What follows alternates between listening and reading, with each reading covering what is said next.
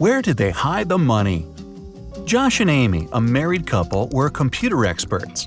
One night, they logged into a bank system and took the money from all the clients' savings accounts. Bad Josh and Amy.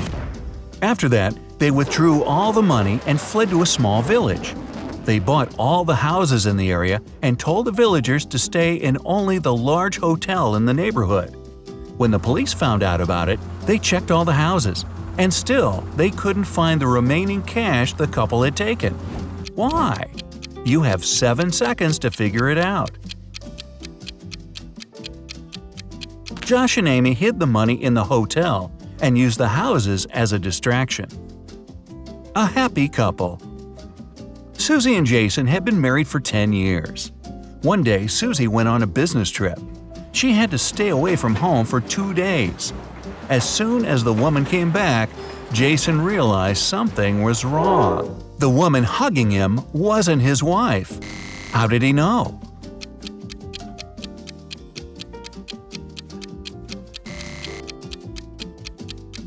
Susie always wore her wedding ring, and the woman who pretended to be her didn't have one. There was no tan line in its place either. Or it really was Susie, but she came back after getting a nose job, using her wedding ring to pay for it. Could be. Who took the statue? Mrs. Ruth called the police to report someone had taken her husband's expensive statue. She was washing her hair in the shower when she heard footsteps downstairs. She went down to investigate and found the statue gone. The detective knew Mrs. Ruth was lying right away. How did he figure it out?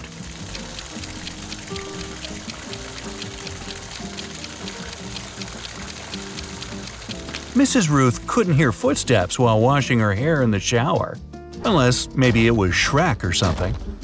Who has more chances to survive? Lisa and Olivia managed to escape from a sinking ship.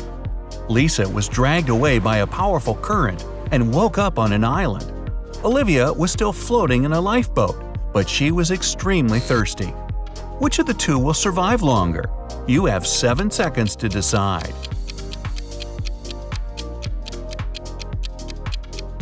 It'll be Lisa. The water she has will keep her going a little bit longer. Olivia can't drink ocean water because the amount of salt in it is dangerous for people. Don't feel bad for Olivia though. The Titanic will be along shortly to pick her up.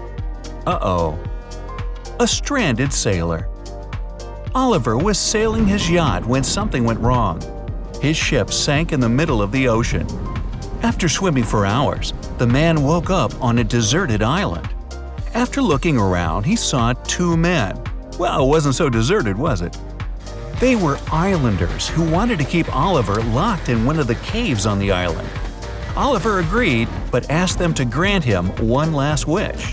When he told the men what he wanted, they set him free. What was his wish?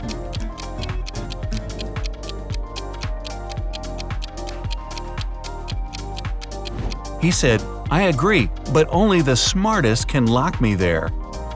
A dangerous river. Michael and David were surfing the internet one evening. Do people still do that? Anyway, suddenly they came across an article that claimed their local river was very mysterious. People disappeared in it without a trace. The 2 friends were intrigued and decided to investigate. The next day, they went to the river. Michael went into the water. He wanted to dive and explore the bottom, but a very strong current dragged him away. What should he do to survive? Swim against the current? Go with the flow? Swim toward the shore and try to get out? You have 7 seconds to save Michael.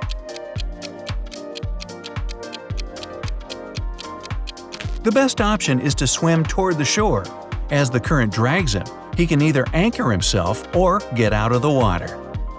A ski resort. Katie, a private investigator, decided to have a vacation at a ski resort in France. While she was waiting in the lobby, the hotel manager announced he was looking for some translators. He needed help with important documents. He wanted people who spoke in different languages. Katie offered to help with the hiring process. Maya said she was living in Germany and knew the German language. Rob said he once lived in Singapore and was fluent in Mandarin. John said he had spent a decade in Brazil and spoke Brazilian. Katie immediately told the clerk that one of the applicants was lying. Can you figure out who it was?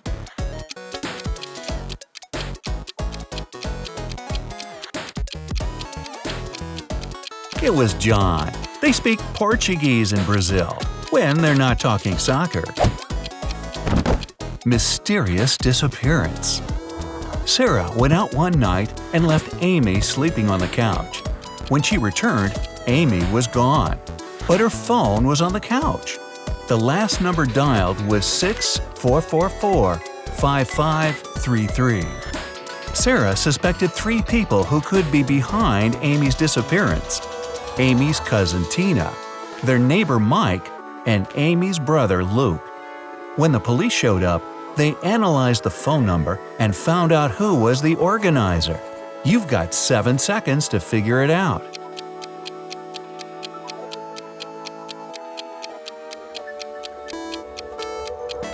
It was Mike! Amy used the T9 writing keyboard. It means she had to press each number a few times to get the letter. The numbers make up the word Mike. A lost guitarist. Lisa was a successful guitar player in a rock band. On Friday, they were having their 3rd big gig, and the band was waiting for her. But she was nowhere to be found. Finally, the girl showed up. But it wasn't Lisa. It was her twin sister, Sarah. She locked her sibling in the basement, took her clothes and the guitar, and got ready to pose as a band member. But as soon as the team saw Sarah, they immediately knew she wasn't Lisa. How did they know?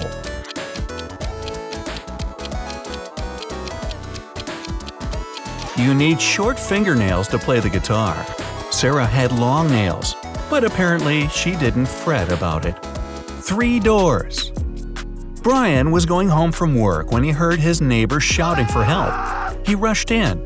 The voice was coming from a basement. As soon as he entered, the door closed behind him. Brian saw his neighbor in a lab coat. The man turned out to be a mad scientist. The only way out was through solving a riddle. Of course! If Brian doesn't crack it, he'll stay trapped in the basement and have to watch 24-hour news. 3 metal doors appeared in front of him. The first one was scorching hot. If Brian touched it, he'd burn himself. The second one was coated with acid that could eat through anything except metal. The third one was electrified. Which door should he pick?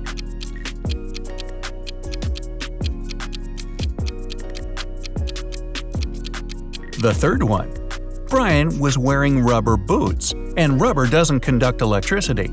The only thing he had to do was push the door with his foot. What happened to Archie? One day, Detective Bob received a call from his friend Samantha. She told him she had been out shopping for food, but when she came home, her husband, Archie, was on the floor, unconscious. The detective had 3 suspects in the house. The cook said he had been in the kitchen all day. The security guard explained he had spent all morning cleaning the swimming pool area. The maid told the detective she had been tidying the messy living room all day. That's when Bob knew who was behind the accident. You have 7 seconds to figure it out. It was the security guard. Cleaning swimming pools doesn't sound like something a security guard would be hired to do. A hotel safe. Police officer James was called into a small hotel to investigate a mysterious jewelry disappearance. Emily checked in the night before and put all her expensive diamonds in her hotel room safe. After she came back from lunch the next day, the jewelry was gone. Surprise, surprise. James had 3 suspects. The receptionist said she had been out on her lunch break. The maid said another guest had checked out earlier that day and she had been cleaning their room. Susan, another hotel guest, said that she had just woken up. She was sleeping the whole morning because she had been at a party the night before. One of them is lying. Can you guess who it is?